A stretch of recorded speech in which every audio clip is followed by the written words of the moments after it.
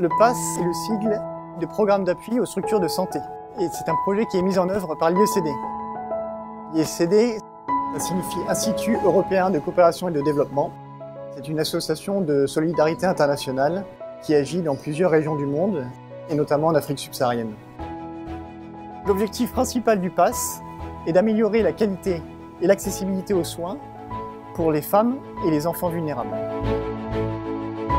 Il a été donc décidé d'intervenir dans 8 structures de santé, qui sont des structures publiques et privées à Pointe-Noire, au Congo.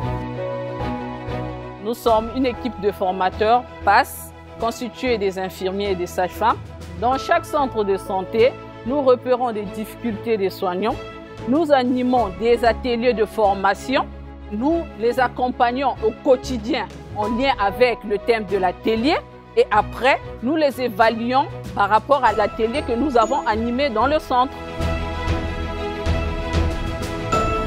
Actuellement, il y a 16 ateliers prêts à être dispensés. Par exemple, chez les infirmières, nous proposons des ateliers sur la pratique du pansement, l'injection intramusculaire chez l'enfant et récemment, nous avons créé des ateliers sur la surveillance du poids et de l'alimentation du nourrisson. Pour les sages-femmes, il y a au moins 8 ateliers seulement pour les sages-femmes. Il y a le suivi d'une femme du début de la grossesse jusqu'à ensuite de couches. Nous avons vu qu'il y a une amélioration côté prise en charge ensuite des couches, puisqu'il y avait des infections ensuite de couches. Aujourd'hui, le PASS, c'est avant tout de la formation continue, avec un renforcement des compétences du personnel soignant, mais aussi un accompagnement spécifique pour les majors, c'est-à-dire les équipes d'encadrement.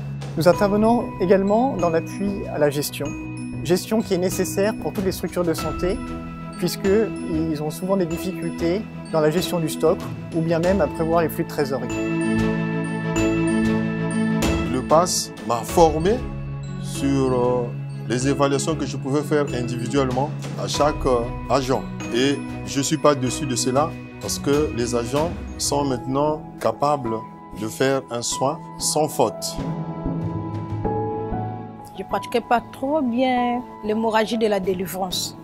La majorité des femmes qui saignaient, nous, la première réflexion, c'était l'évacuation. Depuis que le PASS nous fait des ateliers, des formations, surtout sur l'hémorragie. En tout cas, j'ai beaucoup appris. J'ai beaucoup appris, à tel point, je peux confirmer, pendant ces 2 mois, 3 mois qui viennent d'écouler là, nous avons enregistré aucun cas d'hémorragie.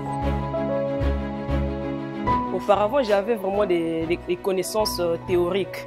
Mais avec le PASS, j'ai pu vraiment mettre en pratique ce que j'ai appris à l'école, ce que j'ai appris aussi avec le PASS théoriquement. Auparavant, je pouvais bien peser les bébés, mais je ne savais pas comment surveiller la croissance de l'enfant. Concernant le diagramme, qu'est-ce qu'il faut vraiment regarder? Les agents acquièrent le sens de la responsabilité, l'amour dans le travail bien fait. Et aujourd'hui, ces actions ont permis de garantir la sécurité au niveau des soins et de maintenir le niveau d'infection bas.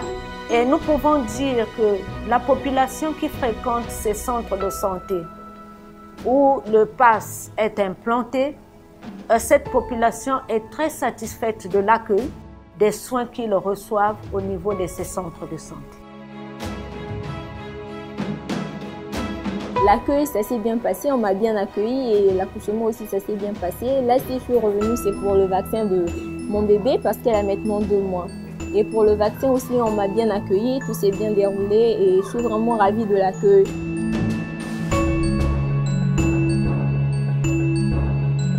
Ce projet a été initialement imaginé avec beaucoup d'ambition.